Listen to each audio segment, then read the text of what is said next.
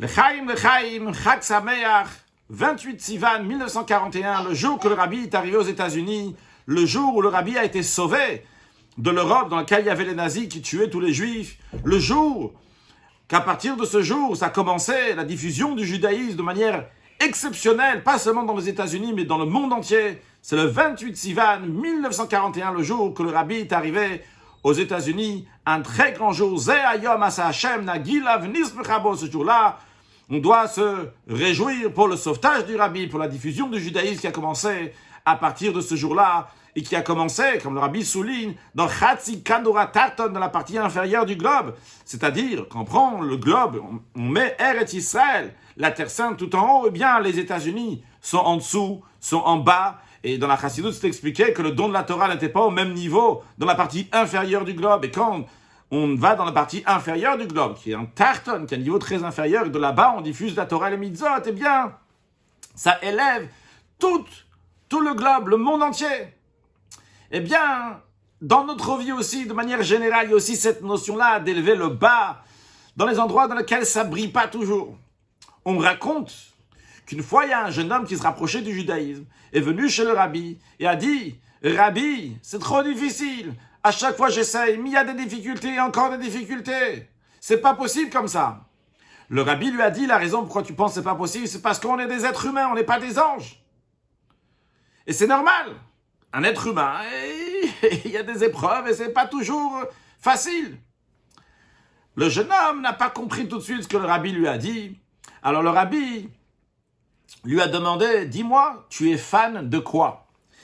Ce jeune homme a répondu « Je suis un fan des tableaux, de l'art. » Il lui a dit « Qui est-ce que le peintre que tu aimes le plus ?» Il lui a dit « Picasso. » Le Rabbi lui a demandé « Quel tableau de Picasso tu aimes le plus ?» Et le jeune homme s'était allé à expliquer le tableau dans lequel on voit le coucher du soleil avec des enfants qui sont en train de jouer et des personnes âgées qui sont en train d'avancer, que les enfants ne regardent pas les personnes âgées, ce qui représente une nouvelle génération qui est là, et comment le soleil se couche, c'est-à-dire qu'il y aura un renouveau, etc., etc. Le Rabbi lui a dit, dis-moi, combien vaut cette peinture?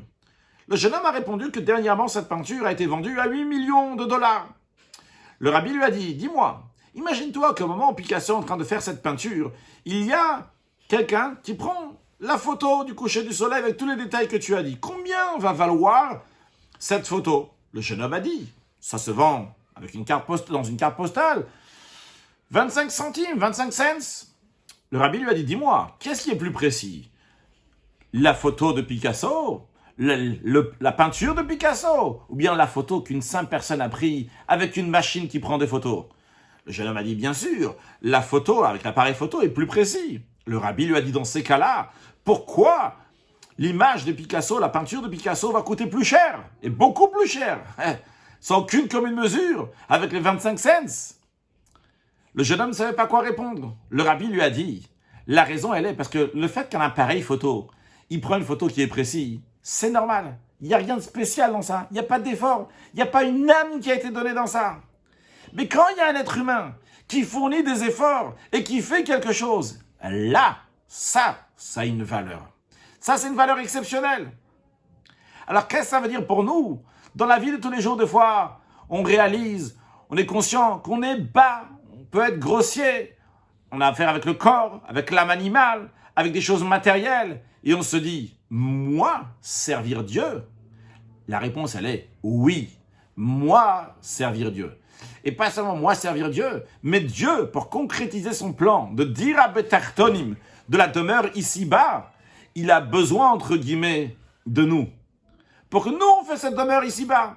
Parce que la demeure ici-bas se fait dans le tarton, dans le bas, et par le tarton, par le bas, par la personne qui est en bas. Dieu a plein d'anges qui font des photos qui sont très exactes. Des choses qui sont exactes. Hein. On ne peut pas les réprimander sur quoi que ce soit. Ils font les choses comme il faut. Mais nous, les êtres humains, qui ont des épreuves, qui peuvent avoir des difficultés, qui sont bas, justement, c'est nous qu'on fait la demeure à Dieu ici-bas.